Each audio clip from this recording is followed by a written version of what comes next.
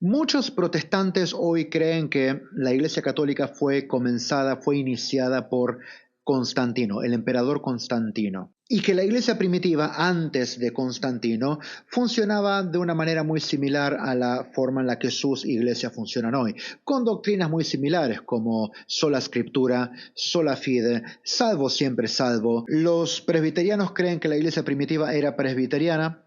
Los luteranos creen que la iglesia primitiva era luterana. Los metodistas creen que la iglesia primitiva era, sí, adivinaste, metodista.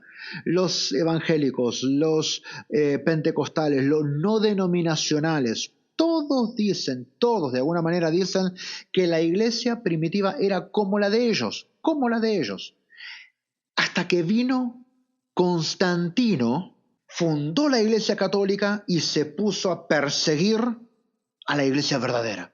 Por consiguiente, muchos protestantes piensan creer que muchas de estas doctrinas que ellos consideran netamente católicas fueron invenciones o creaciones que llegaron a la iglesia de mano de Constantino y que no existían antes. Me refiero a doctrinas como la infalibilidad papal, la sucesión apostólica, la oración a María y a los santos, la transubstanciación, María siempre virgen, la Inmaculada Concepción, y la lista sigue.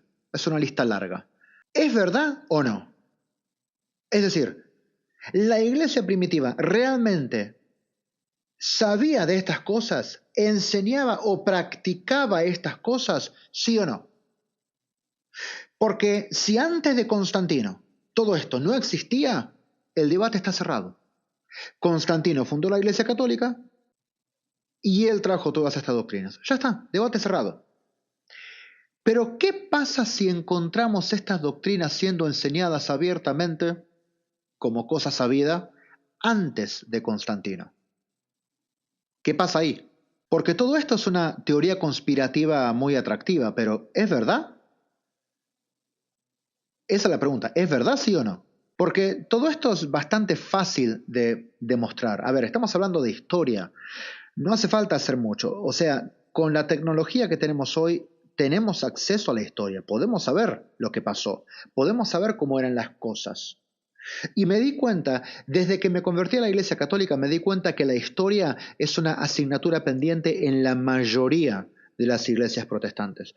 Y no estoy hablando solamente del protestante de a pie, no, estoy hablando de institutos bíblicos, seminarios, escuelas cristianas que en teoría enseñan historia de la iglesia y que lo último que ofrecen, lo único que no dan, son datos históricos certeros. Siempre cuentan la misma historia.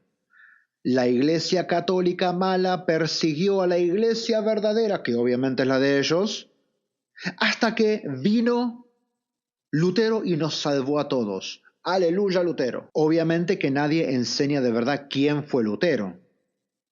Eso lo hablaremos en otro video, no quiero irme por las ramas ahora. Pero lo que vamos a hacer en el día de hoy es lo siguiente. Vamos a usar el arma que más le duele al protestante de a pie, la historia.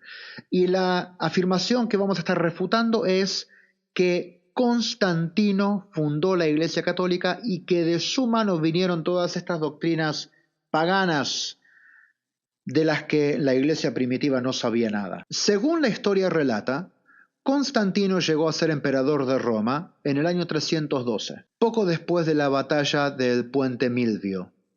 Los que han estudiado historia se acuerdan. De modo que si es verdad que Constantino fundó la Iglesia Católica, no deberíamos ver ninguna de estas doctrinas que son netamente católicas para un protestante antes del año 312. Obvio, porque si la premisa es que Constantino inventó la Iglesia Católica en el año 312, significa que antes del 312 no debería haber ninguna de estas doctrinas anticristianas y paganas que no tienen nada que ver con el Evangelio y que son netamente católicas antes del año 312. ¿Aceptás el desafío? Sea como fuere, aquí vamos. Me gustaría señalar que estamos hablando de historia, Es un tema de datos. Como dice Johnny Vial en sus programas, dato mata relato. Así que con datos en la mano, ¿creía la iglesia primitiva en estas doctrinas netamente católicas antes del año 312?